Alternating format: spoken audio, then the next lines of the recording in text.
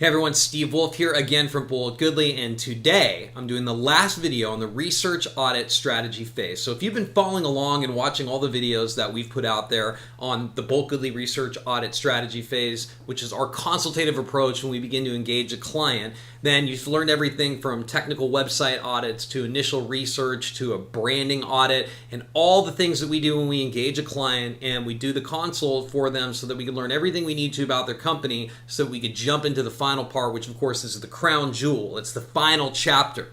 It's the the marketing campaign audit. So this is where we get to jump in as a marketing company and look at what our client already has up and running as far as paid ads, social media ads, right? Content generation, all the fun things that we're going to improve upon or that we're going to create as a marketing company to add value and really create a successful campaign.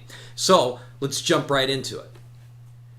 All right, so here we are again at the Bullet Goodly Research Audit Report template, which is the template that we use when we're doing all of our research audit strategy phase.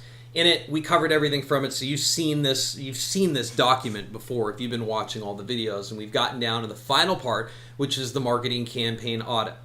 So the first thing that we've done is remember, we've already gone through and we've seen a lot of the things before. In our initial research, we already looked at the client's website, we looked at their Facebook, Instagram, all their social media. Now we're going to do a deep dive into all of these profiles, as well as take a look at their email marketing if they have any of that set up, and also look at their paid marketing and their organic marketing and any other marketing platforms that are being used. For example, you could see here in the notes section, this is for our employees so that they can follow along with this. If they're using anything like Taboola or Outbrain or QPromote or any other kind of paid content marketing.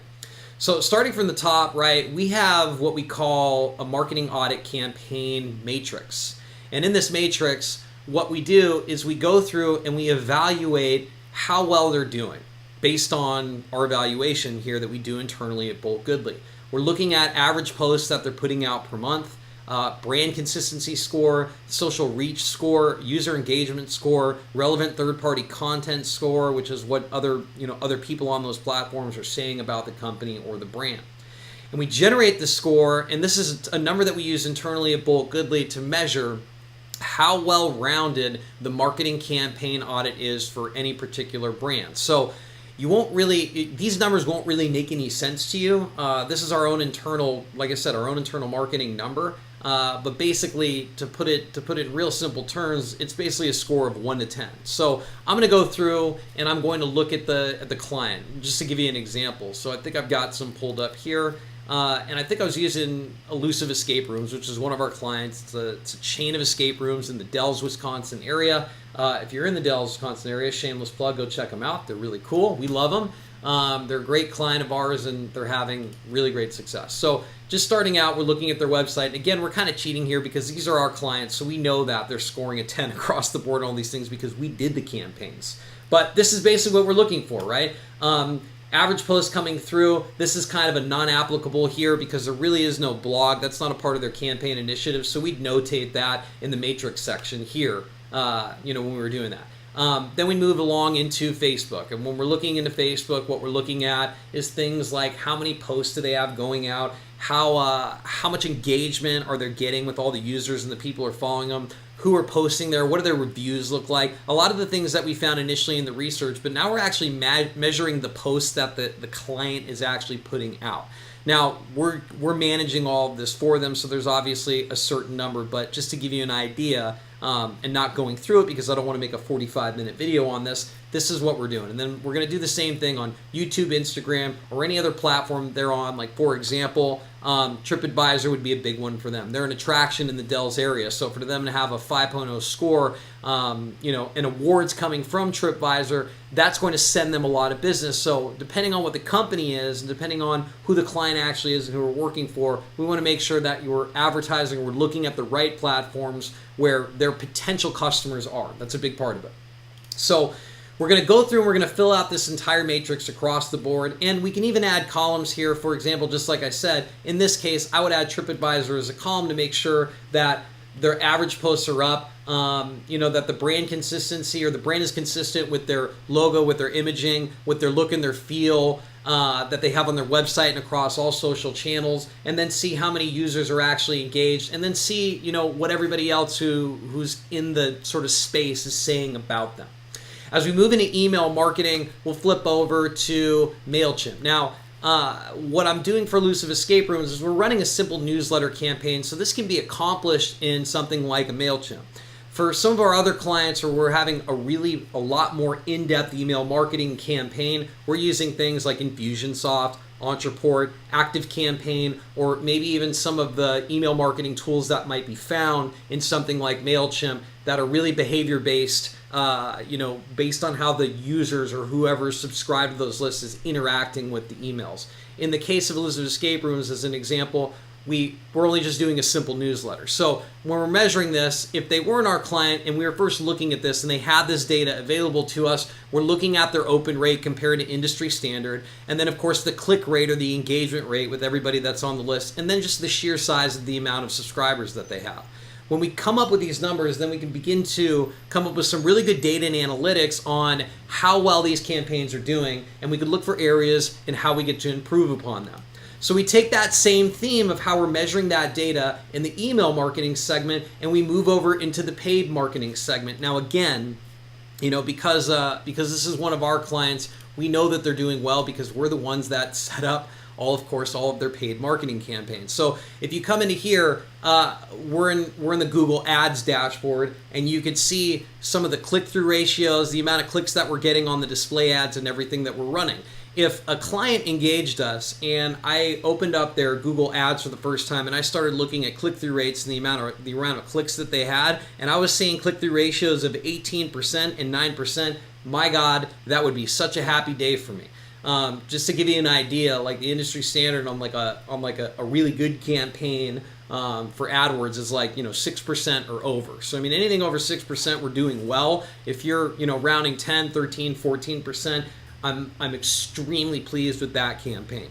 Now, in our last video, if you watched it, we talked about analytics and we talked about Google Tag Manager and installing pixels correctly. And we do that because we want to see, again, measuring the results of the campaign. So I talk about this because a lot of this, I'll say half the time, our clients, if they're not that savvy, they haven't really done anything in the digital marketing space, they don't have a lot of these things set up. In the case of Elusive Escape Rooms, we go over here to the analytics page. You can see that I already have goals that are actually set up. So this isn't a tutorial on how to set up goals and tracking code for analytics, but basically the one KPI, the key performance indicator that I'm looking for is how many people are actually purchasing their product. In this case, still using the Elusive Escape Rooms example, it's how many people are booking rooms and what that means as far as income ratio for that client. So I mean, this is just a really short period of time. This is like a couple weeks, and everything that we've been doing as far as on the AdWords goal for Elusive Escape Rooms has generated about $5,500 in signups. Then we move over to the Dell's Escape Room, then that metric is bringing in around $1,380, and of course it started a little bit later. So these numbers are looking promising because this is how you tell the whole entire story. Over here on the ad space, if I see that the click-through ratios are really good, but then I come over to the analytics side and I see that they're not actually converting and they're not buying something, then Houston, we have a problem and we need to look at it. But what I want to see is high conversion rates on the AdWords side, and when I jump into the analytics, that this is being proven true by real actual money in the door. And we do the same thing in Facebook. So clicking over here to the Facebook ads campaign, you can see that from what we're running on our Facebook ads, and I'm really here on the custom conversions page, which is after you've added a pixel and created custom conversions, I can see that in the last 70 days, we have 143 bookings for Elusive Escape Rooms, and we have 23 bookings for Dell's Escape Rooms. Now, that customer acquisition cost comes from the total number of ad spend divided by how many things we actually sold, and then you get a good conversion rate. For this company, I'm extremely pleased with these campaigns that we've put on both in Facebook and of course AdWords, because they're performing extremely well. But for the case of this example, what I'm doing here is most of the time you got to understand that clients may not have any of this set up, especially if they are, they've never really run any kind of paid AdWords campaign, or if they've never really done any advertising on Facebook or Twitter or Instagram, then they're not going to have any of these numbers. But this is what I'm going to put in place. And if they don't have these things set up, I'm going to note that, and I'm going to look for areas of opportunity that I can help them out. So once we complete the paid marketing and the email marketing, we've looked across all the different social media channels on their website, and we've reviewed on what the consistency looks like among their branding, how well their paid marketing is doing, whatever they have out. Then I jump into organic marketing, and for that we're going to jump back into SpyFu. So let's go over to that website real quick. Okay, so now that we've gotten in SpyFu, what you're seeing here, this is actually pretty normal for a company that has never done any kind of advertising. So this domain and business has really been in existence for about 1 year and 11 months. It's going to take a year or two, about 18 months to 2 years of data before it starts pulling it into SpyFu, right? So, I mean, we have a paid account again for SpyFu, and again, right, what I'm looking at is measuring this. If they're an existing company and the company's been spending $5,000 to $10,000 on some kind of paid ad campaign, then I'm going to expect to see some kind of results when it comes to how well that search has been performing and about how much they're spending on it, and basically generate some kind of estimated monthly total on all the content they have putting out there. So we're looking at two numbers on the right here. And again, we're seeing a bunch of zeros for elusive escape rooms, and you've seen by the numbers that these campaigns are performing exceptionally well, and I would assume that in the next couple of months, as their web crawlers go out and they begin to crawl, AdWords and Facebook and everything, you're going to see these numbers jump up to match exactly what we've been spending on AdWords spend for them. In the meantime, for a quick pro an example for that, all I'm trying to look at is two numbers. How much is being spent on paid ads campaign, and what is the worth, right? What is the total dollar amount worth of all the organic content that they've been putting out and generating? So if your client is blog heavy and they drop a lot of content out to the world about their products or their services, then after a period of time, in this case about a year to 18 months, we should start seeing an estimated monthly SEO click value of a higher dollar amount, which means that they've been putting out content on a regular basis that's getting out to the world, and based on the amount of traffic that they're getting to their website, it has some kind of financial value or some kind of dollar value to it of what that's worth in traffic, or what that's worth if you compare it to a paid AdWords campaign. So in the organic marketing report, that's what I want to put in this segment, is I want to figure out what that dollar amount is so I can begin to measure how successful their organic campaign has been beyond that. And then just moving into other marketing platforms, as I mentioned at the beginning of this video, this is going into anything else that they're spending any kind of money on to get content out there. I want to see how well those are performing. So that's pretty much it, and let's wrap it up here.